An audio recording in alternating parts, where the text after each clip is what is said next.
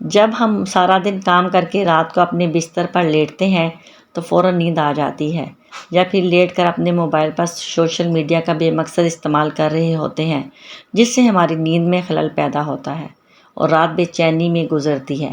ہاں، مسلمانوں کے لیے ضروری ہے کہ سوتے وقت اللہ کا نام پڑھ کر سوئیں، اور جب ہم قرآن پاک کی سب سے طاقتور آیت الکرسی پڑھ کر سوئیں گے تو اللہ پاک ہماری حفاظت کے لیے ایک فرشتہ بھیجتے ہیں جو برے خوابوں اور تمام برائیوں سے پوری رات ہماری حفاظت کرتا ہے، اور پھر ہم پوری رات اللہ کی حفاظت میں سکون کی نیند سوتے ہیں۔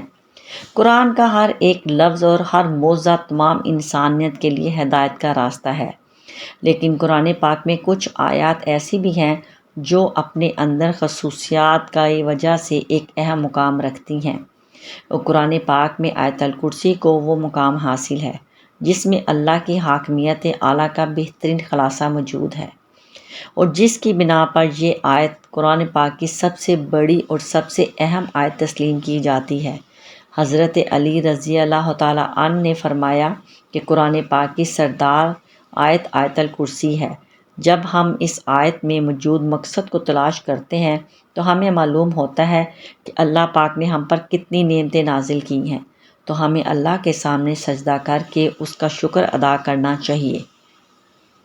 لیکن بعض دفعہ ہم اپنی مصروف زندگی میں اتنا کھو جاتے ہیں کہ ہم اللہ کی نعمتوں کو نظر انداز کر دیتے ہیں، لیکن کہیں نہ کہیں ہمیں ہمارے ناشکرے دل کے اندر یہ خالی پن محسوس ہونے لگتا ہے کہ ہم جو بھی کچھ کر رہے ہیں یہ اللہ کے حکم اور فضل کے بغیر ممکن نہیں، تو ہم اس کا شکر کیوں نہیں ادا کرتے؟ اور کہیں یہ تمام نعمتیں اگر اللہ ہم سے واپس لے لے تو تب ہمارا کیا حال ہوگا؟ یہ سوال جب کسی کے ذہن میں آتا ہے تو وہ اللہ کی تمام نعمتوں کا شکر گزار بن جاتا ہے۔ جب ہم آیت الکرسی پڑھتے ہیں تو ہم اللہ کی عظمت کو تسلیم کرتے ہیں، اور آخر میں جب ہم یہ پڑھتے ہیں اور وہی ہے سب سے بلند عظمت والا، تو ہم اس کی عظیم طاقت کا شکر ادا کرتے ہیں۔ اور جب ہم ہر نماز کے آخر میں آیت الکرسی پڑھتے ہیں تو اللہ ہمارے دلوں کو اپنی نعمتوں اور شکر سے بھر دیتا ہے۔ حدیث پاک میں آیت الکرسی کو قرآن پاک کی سب سے افضل سورت قرار دے دیا گیا ہے۔ بچپن سے لے کر بڑھاپے تک ہر شخص دن میں اسے کئی بار پڑھتا ہے، گھر سے نکلتے وقت، گھر میں داخل ہوتے وقت، سفر میں، کسی بھی مشکل اور مصیبت میں، لیکن اکثر اوقات اس کے معنی سے ناواقف ہوتے ہیں۔ حدیث پاک کے مطابق ہر فرض نماز کے بعد اس کو پڑھنے سے جنت میں داخل ہونے کی ضمانت ہے۔ جو شخص اس کو صبح پڑھے شام تک اللہ کی حفاظت میں رہتا ہے، اور شام کو پڑھنے والا صبح تک حفاظت الہی میں رہتا ہے۔ اور روایت میں ہے اس اکیلی آیت مبارکہ کے اترنے پر رسول پاک صلی اللہ علیہ وآلہ وسلم پر 30,000 فرشتے اور بعض روایات کے مطابق 70,000 فرشتے اترے تھے، جس سے اس کی شان ظاہر ہوتی ہے۔ حدیث پاک میں ہے کہ نبی پاک صلی اللہ علیہ وآلہ وسلم نے فرمایا کہ مجھے 3 نور دکھائی دیے۔ پوچھنے پر پتہ چلا کہ ایک آیت الکرسی، دوسرا سورہ یاسین اور تیسرا سورہ اخلاص کا نور ہے۔ میں نے جب یہ آیت الکرسی کے ثواب کے متعلق سوال کیا تو اللہ نے کہا کہ جو اس کا پڑھنے والا ہوگا وہ میری ضرورت زیارت کرے گا، خواہ ایک ہی بار تلاوت کی ہو۔ حضرت علی رضی اللہ تعالیٰ عنہ سے مروی ہے کہ نبی پاک صلی اللہ علیہ وآلہ وسلم نے فرمایا، جس نے آیت الکرسی اپنے گھر میں تلاوت کی تو 30 دن تک اس کے گھر میں شیطان نہیں آ سکتا، اور 40 دن تک جادوگر کا جادو اثر انداز نہیں ہو سکتا۔ آیت الکرسی کی پہلی آیت کا افتتاح اللہ کے 2 ناموں پر ہوتا ہے، یعنی الحی القیوم، یعنی وہ ذات جو اپنے بل پر قائم اور سب کو قائم رکھنے والی اور سب کو سنبھالنے والی ہو۔ اب حیرت انگیز بات یہ ہے کہ اس پہلی آیت کے پہلے جملے کا اس آیت کے آخری جملے کے ساتھ ایک گہرا تعلق ہے۔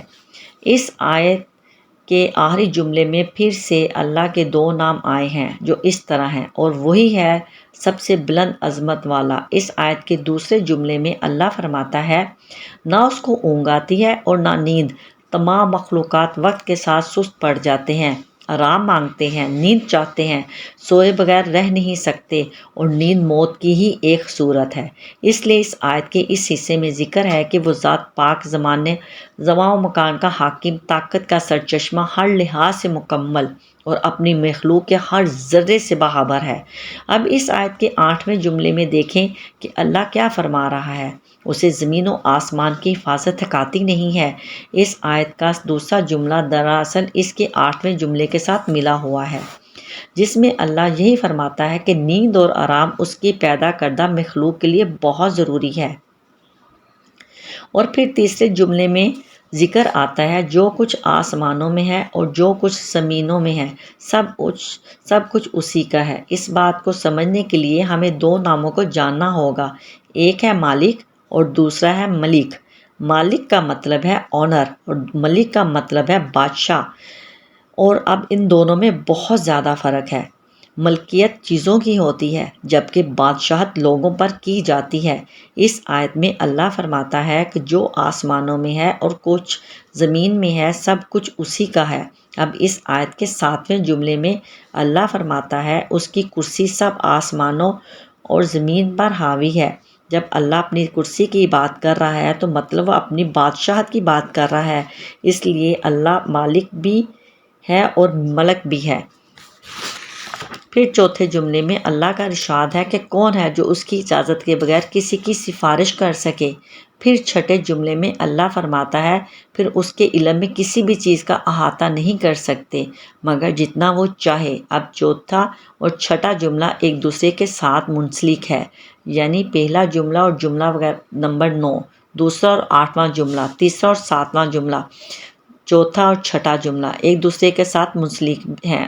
تو باقی کون سا جملہ رہتا ہے؟ تو وہ ہے 5واں، جس میں اللہ فرماتا ہے اللہ جانتا ہے جو ان سے پہلے ہو چکا ہے اور جو کچھ اس کے بعد ہونے والا ہے۔ یہ جملہ بالکل اس آیت کے درمیان میں آتا ہے۔ اللہ سب جانتا ہے اور اسے کچھ بھی چھپا ہوا نہیں ہے۔ اب اللہ کے سوا ایسا کون کہہ سکتا ہے؟ بے شک قرآن اللہ کے الفاظ ہے جس کی ایک ایک آیت ہمارے لیے ہدایت کا راستہ ہے۔ اللہ پاک ہم سب کو قرآن پاک کو سمجھ کر پڑھنے کی توفیق عطا فرمائے اور اس پر عمل کرنے کی بھی توفیق عطا فرمائے۔ جزاک اللہ، سبحان اللہ۔ دعاؤں میں یاد رکھیے گا۔ اگر ویڈیو پسند آئے تو لائک اور شیئر ضرور کر دیجیے گا۔ شکریہ۔